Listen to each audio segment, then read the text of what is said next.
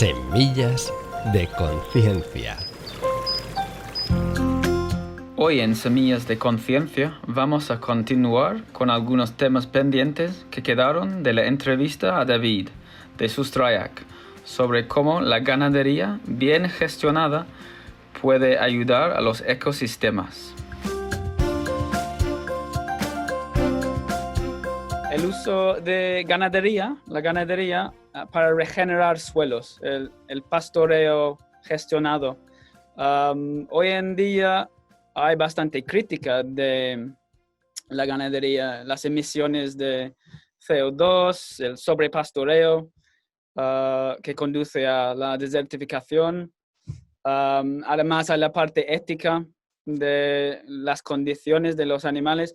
Algunos dirían que sería mejor como acabar ya con mantener animales y además hay un movimiento vegano creciente.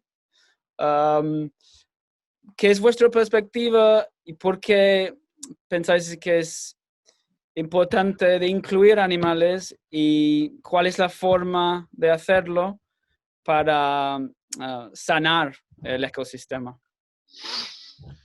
Es una pregunta compleja y bueno, somos conscientes de que existe muchísimo debate, sobre todo en la comunidad de la permacultura, en torno a esta cuestión.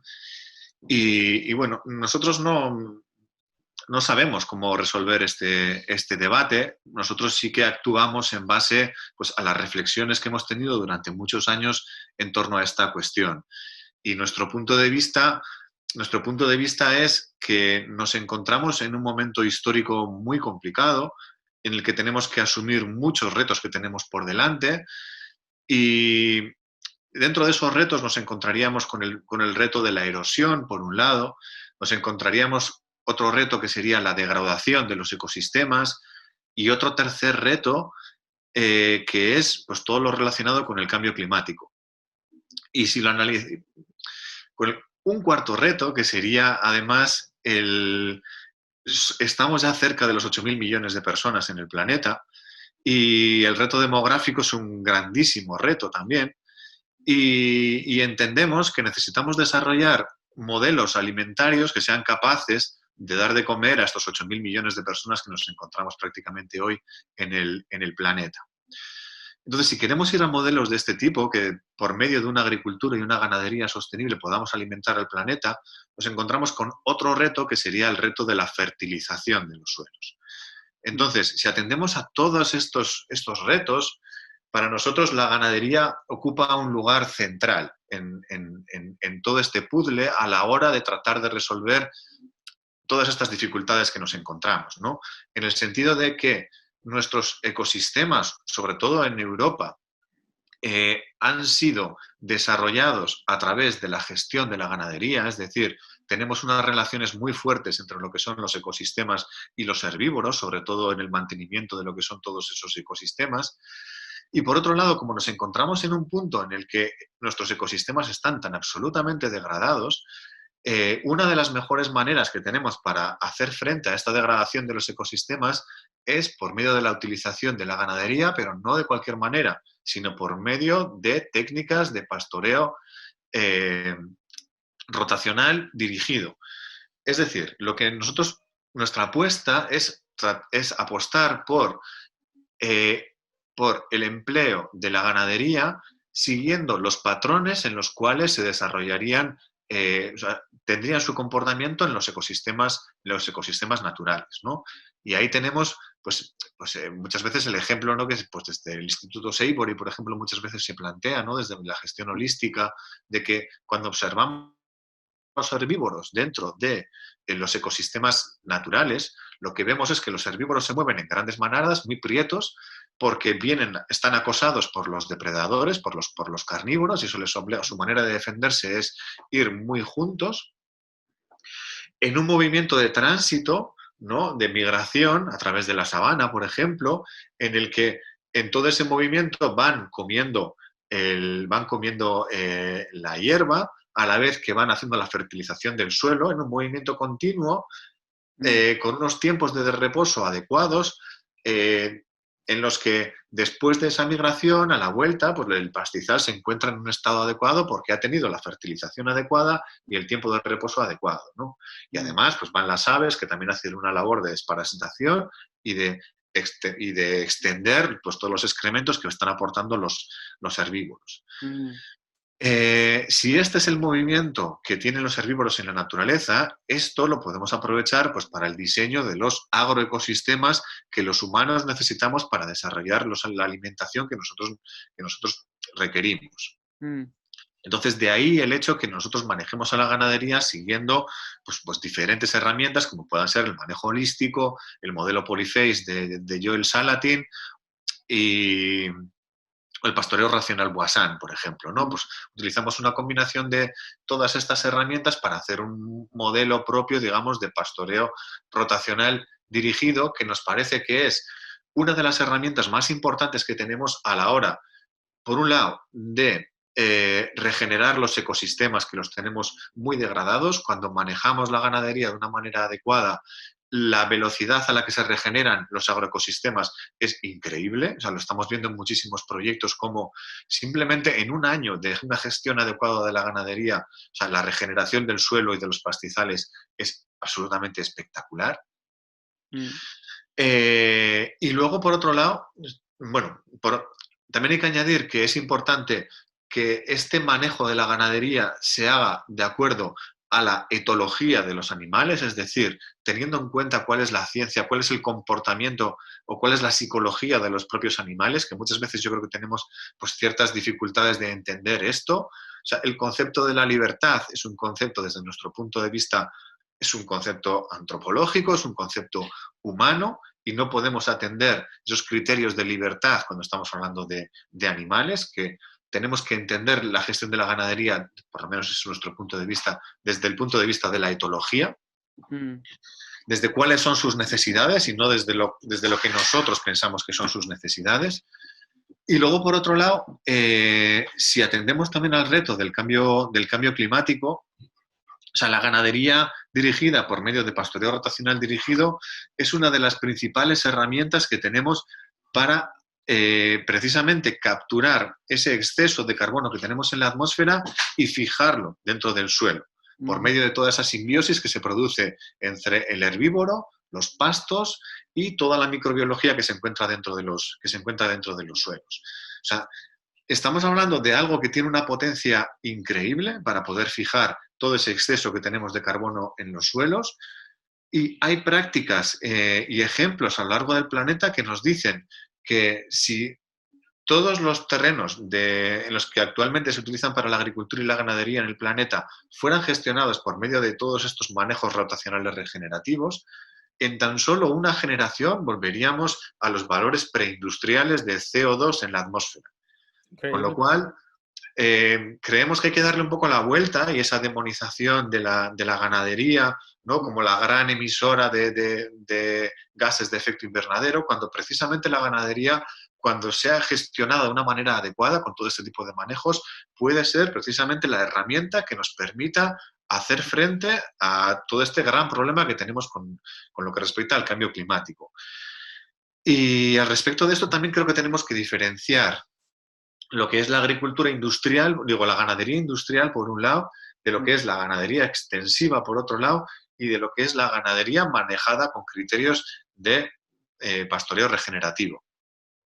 Sí. La ganadería industrial sí que estamos hablando de un emisor neto de carbono, pero no sucede lo mismo cuando estamos hablando de la ganadería regenerativa. Con la ganadería regenerativa se produce una fijación de carbono en el suelo por medio de todas estas prácticas, con lo cual de ser un emisor pasa a ser un sumidero de carbono en este caso, y son dos cosas completamente diferentes. Desde nuestro punto de vista, o sea, la ganadería regenerativa es una de las grandes herramientas que tenemos que utilizar si queremos hacer frente a todo este problema del cambio climático.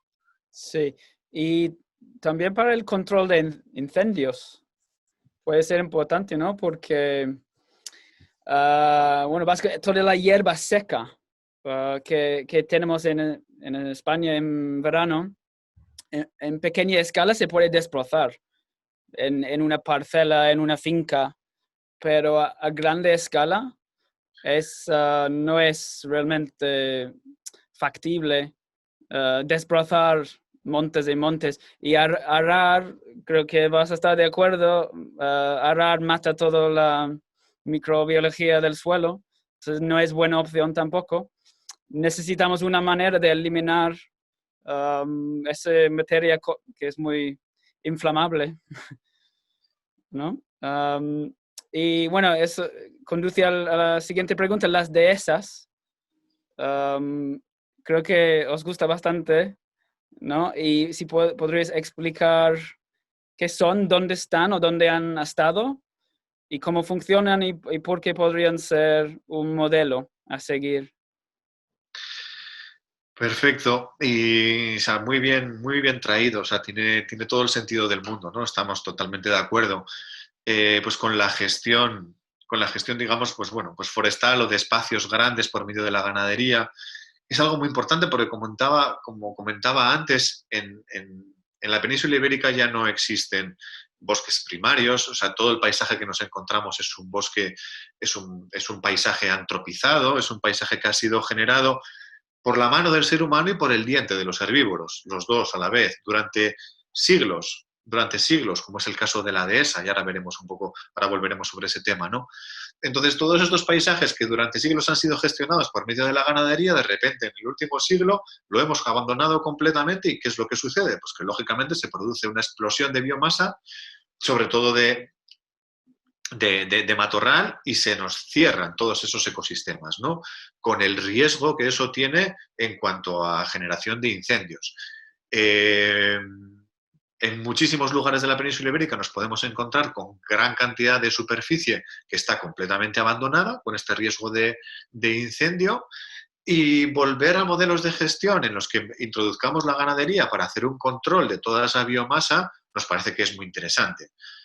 Apostamos también pues, por modelos de paisaje en mosaico, ¿no? Son, pues, zonas que sean más cerradas, por zonas que sean más abiertas, con zonas amplias de matorral, que también son zonas muy interesantes para el cobijo de la ganadería, pero y de la fauna silvestre, pero siempre con una gestión para que no tener estos problemas que tenemos de incendios y que nos estamos encontrando en los últimos años, ¿no? En ese sentido, somos unos grandes defensores de la dehesa porque nos parece que es un modelo muy propio de la península ibérica, básicamente en España el modelo de dehesa, en Portugal el modelo de los montados, que es un gran modelo de que podemos desarrollar modelos de agroecosistemas en los que los seres humanos y la naturaleza podamos convivir de manera simbiótica, ¿no? Por medio del desarrollo de modelos agrosilvopastoriles como son las propias dehesas. Entonces creo que es un ejemplo que la península ibérica tiene para exportar al resto del mundo de cómo se pueden desarrollar todo este tipo de modelos que permiten una convivencia sostenible. De hecho, las dehesas llevan muchos siglos manteniendo ese equilibrio entre lo que es fauna silvestre con la ganadería, con las necesidades de recursos que tenemos los seres humanos.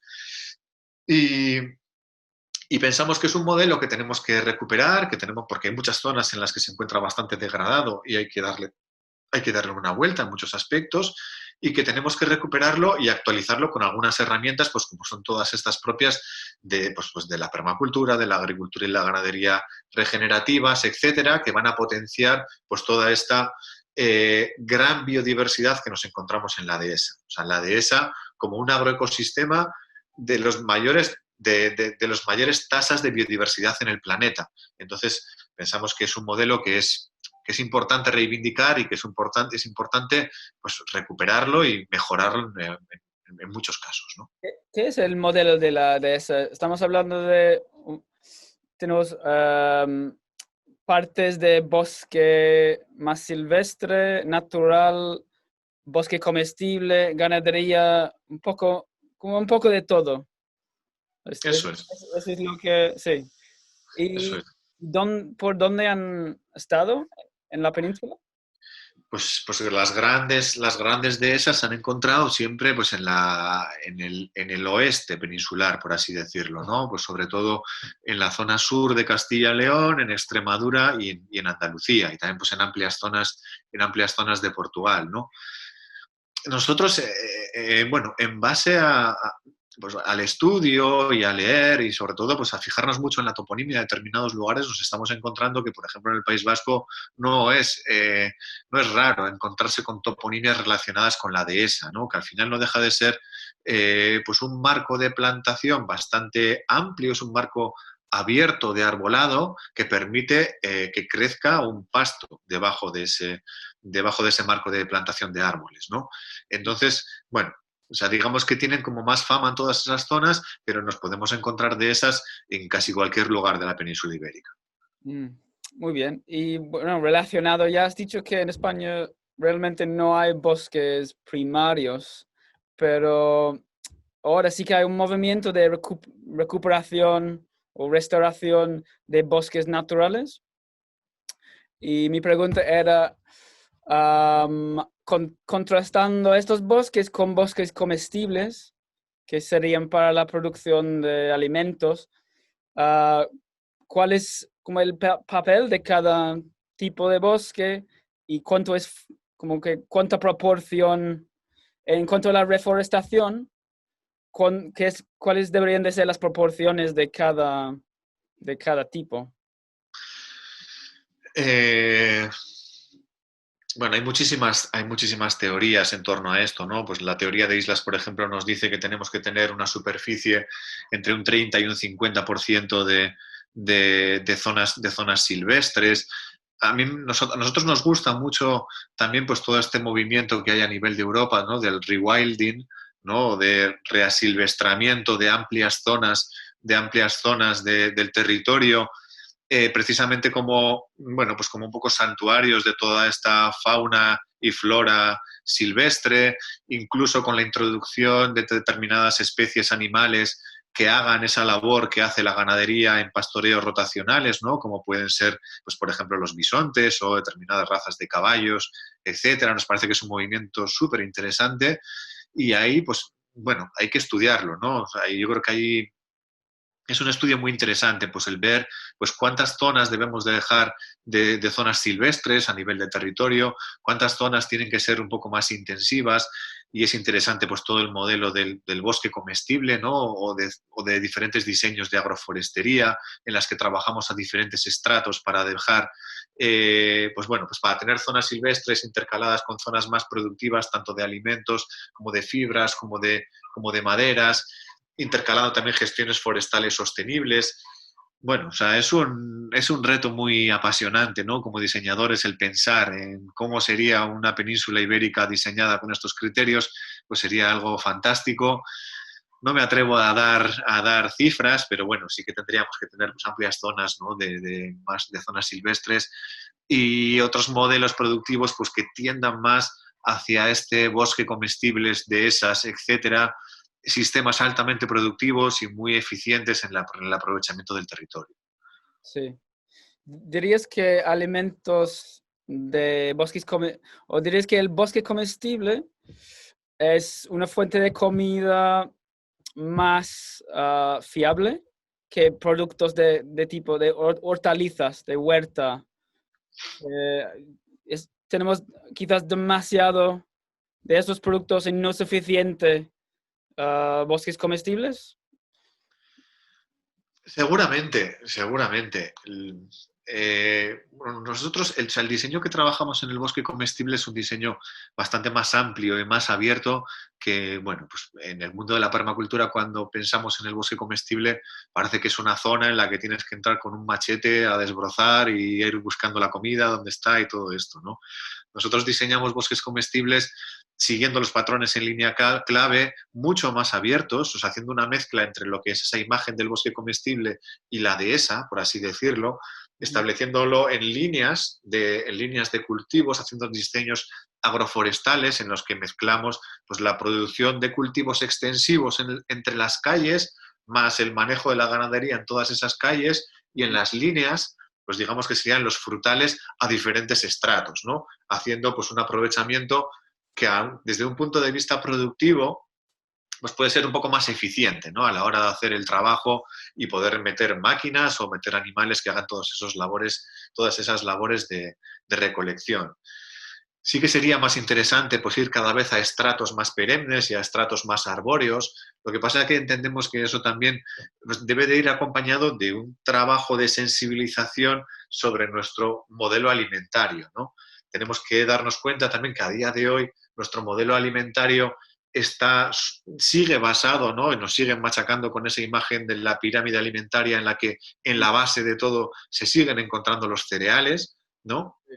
Entonces, bueno, entendemos que hay que ir a modelos en los que no tan basados en el consumo de cereales, sino ir a otros consumos de alimentos, más pensando en árboles, más que pensando en gramíneas y en cereales, ¿no?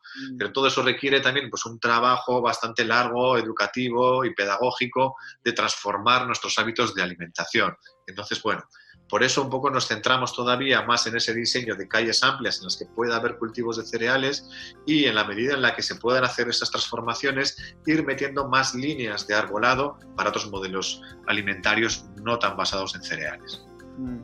Es muy interesante y necesario este trabajo pedagógico que comentas para cambiar los hábitos de alimentación. Por desgracia no tenemos tiempo para seguir con la entrevista, pero esperamos volver a contar contigo en otra ocasión. Muchas gracias por todo este conocimiento.